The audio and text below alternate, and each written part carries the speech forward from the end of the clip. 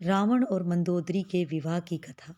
हिंदू पुराणों में मंदोदरी के बारे में एक बेहद दिलचस्प पौराणिक कथा वर्णित है, जो बताती है कि मंदोदरी का जीवन एक साधारण अप्सरा के रूप में शुरू हुआ था, लेकिन महान असुर रावण की पत्नी बनकर एक मंजिल तक पहुंचा। इस कथा के अनुसार मधुरा नामक एक अप्सरा थी, जो माता पार्वती की बहुत बड़ी भगत थी। एक दिन मधुरा माता पार्वती से मिलने कैलाश पर्वत पर पहुंची, लेकिन माता पार्वती वहां नहीं थी। मधुरा वहां माता पार्वती का इंतजार करने लगी, लेकिन तभी उसकी नज़र महादेव पर पड़ी। महादेव को देख वह उन पर मोहित हो गई और एक अप्सरा होने के कारण उनको आकर्षित करने में लग गई।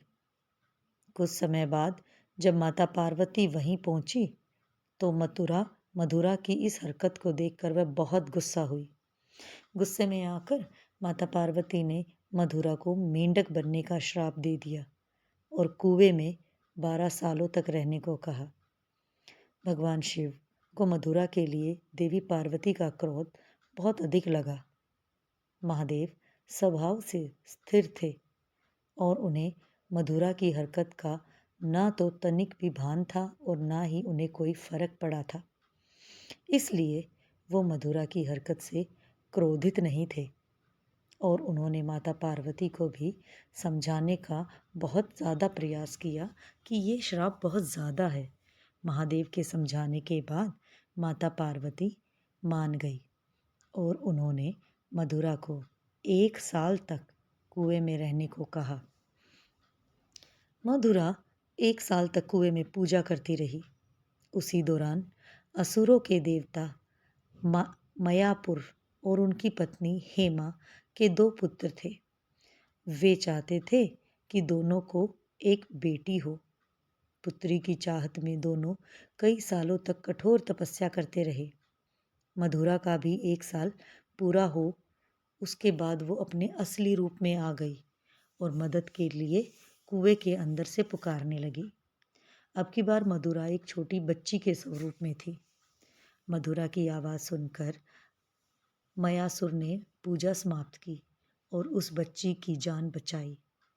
मयासुर को लगा जैसे उसे वरदान के रूप में पुत्री मिल गई है, इसलिए उसने मधुरा को गोद ले लिया और उसका नाम मंदोदरी रखा। कुछ सालों बाद जब रावण मयासुर से मिलने गया, तो वह मयासुर की बेटी मंदोदरी को देखकर मंत्रमुग्ध हो गया। वह बहुत सुंदर थी। रावण ने मयासुर से कहा कि उसे मंदोदरी पसंद है और वह मंदोदरी के साथ विवाह करना चाहता है। मयासुर ने मना कर दिया, लेकिन रावण ने जबरन विवाह कर लिया। इस तरह मंदोदरी रावण की पटरानी बनी।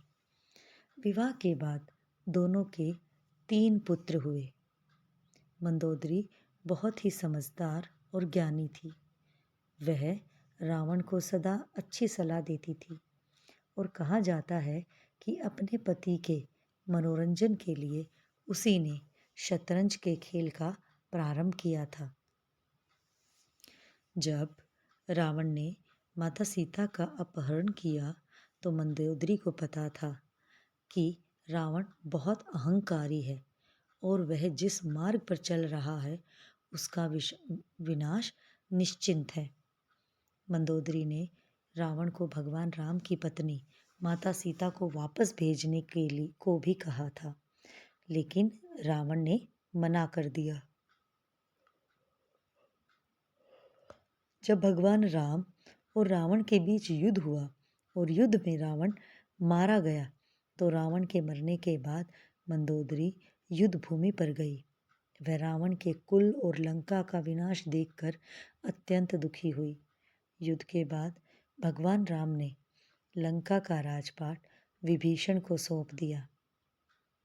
भगवान राम ने मंदोदरी को सुझाव दिया कि वह विभीषण से विवाह कर ले, लेकिन उसके बाद मंदोदरी ने खुद को महल में कैद कर लिया।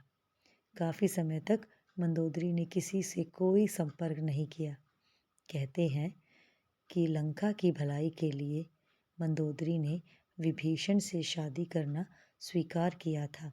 उनकी शादी हुई या नहीं हुई इस बारे में कोई जानकारी नहीं है। धन्यवाद दोस्तों, अगर आप यहाँ तक आ गए हैं तो चैनल को सब्सक्राइब कीजिए और वीडियो को लाइक। धन्यवाद।